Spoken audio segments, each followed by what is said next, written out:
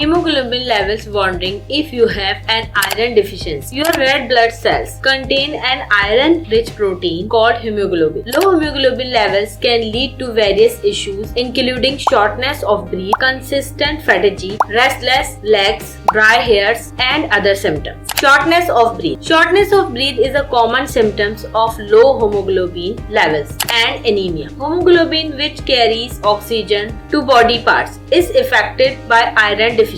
Low hemoglobin levels result in fewer red blood cells, causing low oxygen supplies to cells and tissues. This result is muscles' inability to receive the necessary oxygen for regular activities. Consistent fatigue. Consistent fatigue is a common issue where the body experiences a shortage of oxygen, leading to increased fatigue and exhaustion. Low hemoglobin levels indicate a shortage of oxygen, causing the blood to carry less oxygen to tissues and muscles, resulting in reduced energy for daily activities. This also creates pressure on the heart, making it work harder to pump oxygen. Constant fatigue can lead to mood swings, weakness, and lack of concentration, affecting overall quality of life. Dry and damaged hair and skin. Dry and damaged hair and skin are common symptoms of iron deficiency, where the body lacks oxygen, leading to dryness. Severe hair loss is directly linked to iron deficiency. Hair loss supplements often include iron and biotin to prevent hair loss and boost health. Green leafy vegetables like spinach, rich in iron, can be eaten in various ways to support hair health.